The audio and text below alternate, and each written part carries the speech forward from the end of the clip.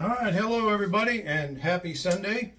And say hello to Winky whining over here. Hey, quit cleaning yourself. Everybody's watching. There's Winky whining about getting some chicken, and there's the mascot in charge of Brent's amp head over here. So anyway, there's the cat situation. There are a few more around. So here's what I got going on. I have a couple of, I put them back in the closet, a Black Star and a Fender that I was messing with earlier, but I have an orange Dark Terror out here on the bench that I wanted to talk about a little bit. But before I do that, I'm going to take you guys out and show you what I've done in the shop. Last time I showed you the shop, it was basically a tornado ripped it apart. Being that it's Oklahoma, it wasn't an actual tornado, so don't worry about that. But it looked like it. It was in turmoil from all the things that happened in my life and my house, and I basically ripped the garage apart, and I was going to rebuild it anyway. So I've started doing that, and I made some real good progress this weekend with some very good help. And that very good help happened to bring me some pot roast this afternoon, which was pretty dang awesome. So let's take a little walk out into the garage just a moment. Already. But what I did was I basically gutted this whole thing, and I created this horseshoe-shaped bench that is attached to the wall, and that thing there is actually attached to the wall. So all of this stuff, I'm not Mr. Green Earth recycling kind of person, but it's kind of cool if you recycle stuff and you don't make a big stink about it. But I'm about to make a big stink about it. But that thing down here, that was a speaker box. The speaker ports where the speaker's mount is facing downward.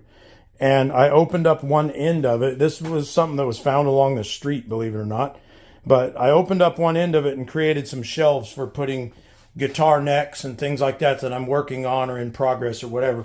So that has this bench top, which is attached to the wall and has all these supports underneath. There's another like that, another bench top.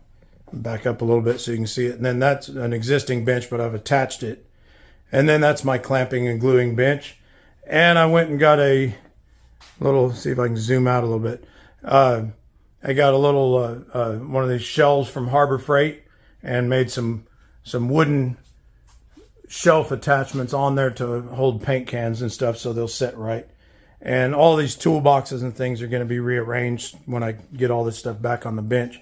But all of these woodworking tools are going to end up on these benches here. We've got power wired into the wall and all that.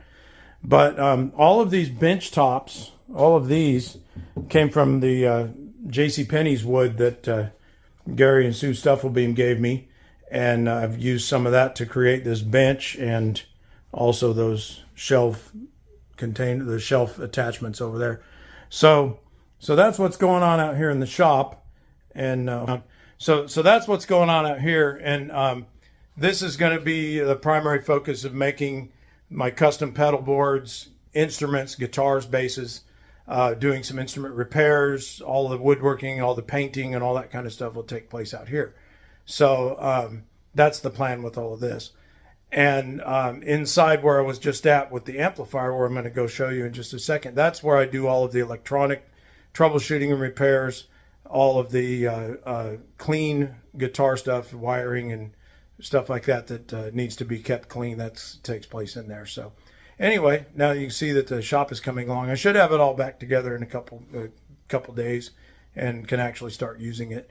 I think Gary Stufflebeam is going to be probably one of the first instruments we make out here. We're going to build him a neck through body, completely custom 5-string bass, and completely from scratch, using no prefab parts and all that. So that'll be a fun little project. So let me hit this, and I will see you inside. All right, here we are back inside, and as soon as I sit down, I got Winky jumping up in my lap because she wants her chicken. So I'm going to go give her some chicken. She had some of the pot roast that Sherry brought over, and she was really digging that. So thank you, Sherry, for dinner. I had delivered pot roast. I mean, you can't get any better than that. So that's pretty awesome. And I got a cattail right in my face here. Hop down for a second. Okay, so I'm gonna explain to you what I've got going on over here. This is the orange Dark Terror, which is this little thing here. That's the case, obviously.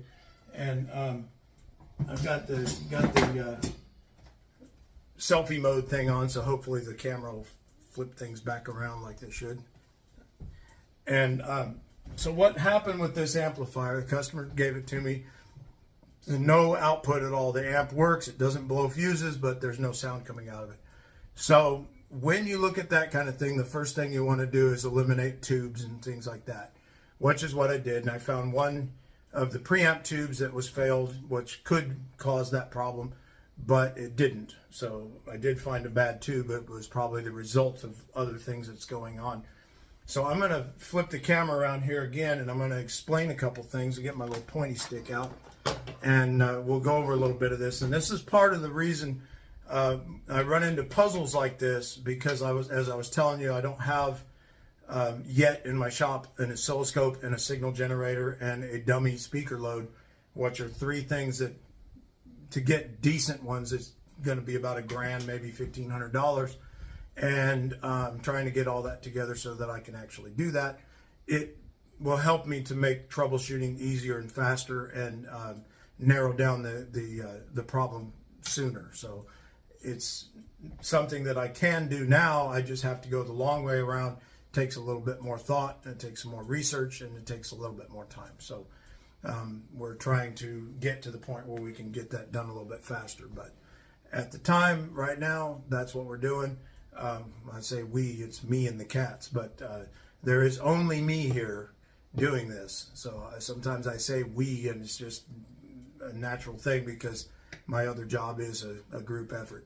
But in this particular instance, this is all me. I'm the only one here. I work a 40-hour job at an office, and then I do this on the side of that when I get home. So I have to schedule my time around my other life and taking care of the house and so on and so forth. So this is a secondary thing. I'm hoping to grow it into something bigger than a secondary thing, but we'll get to that. So with God's grace, we'll get there. So let me flip this around and I'll go over this thing with you. All right, so here we are. This is the orange amp, and what I'm going to show you is this output section right here, just so you guys have a little bit of a general knowledge of what's going on. And these are where the speakers plug in, various ohms ratings. And you can see there's some resistors on the top of this board. There's a plug-in on top of this board. Orange is known for these plugs to go bad. And it's also, if you notice, there's several of them around in there, like that one, and a couple others like these two little ones here. These things are notorious for those little plugs to be failed, and they look good, but they don't work. So I have to go through and I have to verify each of those. But when you have a problem where the output is bad and there's no output, and you verified the tubes are okay, the amp isn't blowing a fuse, you start back here and work your way backwards. So the next step I'm going to have to do is to pull this circuit board out, flip it upside down, read all the components that are on the other side of the board, and get to these down there below that. And these little wires right here go to something that I'm going to show you when I flip this over. So bear with me just 1 second when I set this down. Okay, so this is the output transformer. This is, for those that don't know, this is what links the amplifier to the speakers through a electromagnetism circuit. So the speakers cannot be directly attached to the amp. They go through this transformer, which is an electromagnetic connection. So if this transformer opens, if the coils in there open, it fails, nothing comes out. So I have to go in and conveniently, there's a schematic on the back of this thing, but I have to go in and disconnect from that circuit board I just showed you this transformer, pull the wires loose and read them to make sure the transformer is not failed. So I'm going to do that, and I'm going to check that circuit board.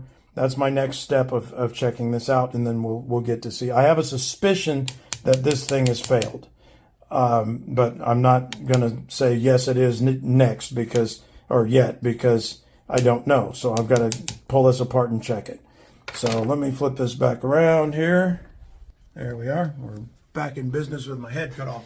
So anyway, when you don't have an oscilloscope, What you can still do all of the work that you need to do. They did this before oscilloscopes were even invented. They were working with primitive electronics and vacuum tube technology and stuff like that. A voltmeter, a digital voltmeter, or even an analog one. I have an old Simmons analog one, or a Simpson analog one up there. I have two of those actually. And using two of those and some tube testing equipment, you can troubleshoot everything. Well, I can troubleshoot everything, and I do. And it's if you understand schematics and you understand how to use the voltmeter and an ohm meter correctly, then you can do that. I've done a lot. The oscilloscope makes it quicker and more accurate and easier, but you have to have also a signal generator to do it properly, and so you're not chasing your tail, because a guitar input is a variable signal and it's hard to track that down.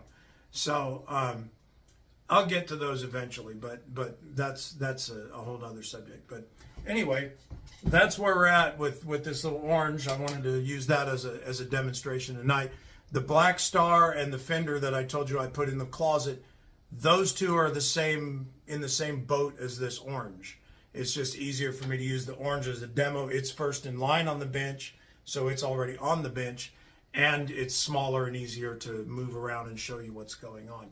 So I'll be doing some more schematic research on it, and a little bit of component research and in the next few days, and disassembling this thing and getting to the back side of that transformer so that I can find out if the transformer is in fact shorted out or open. And then we'll get to the bottom of that. And once I do, I'll contact the owner of the amp and say, hey, here's where we're at. This is what the parts are going to cost. This is how much it's going to cost to repair it and put it back together. So that's kind of where I'm at with my little shop. So just give you guys a little rundown. Hopefully that I can get this thing to grow. And my videos sometimes are not all that interesting because they're very technical, but I'd like for that to grow too. So if you guys can spread the word on YouTube, like, subscribe, share it, let everybody know, try to get this thing big and try to get my shop grown, and try to make this thing happen. There's not a whole lot of people that mess with tube amps anymore. It's a dying art, and I'm going to try the best I can to keep it alive. So we'll do what we can. So you guys have a wonderful, I'm sitting here with my stick, pointing at you. So you guys have a wonderful week coming up, and be safe. Enjoy your week. I would say stay out of the heat, but the heat's starting to go away, so it's not so bad. But enjoy yourselves, everybody. Be safe. Hug your families, and I'll see you guys next week on the weekend. And here comes Winky to come get her food. Everybody say bye to Winky. I'm going to go feed her some chicken, and we're going to go sit down and relax. So bye. See y'all later. Bye.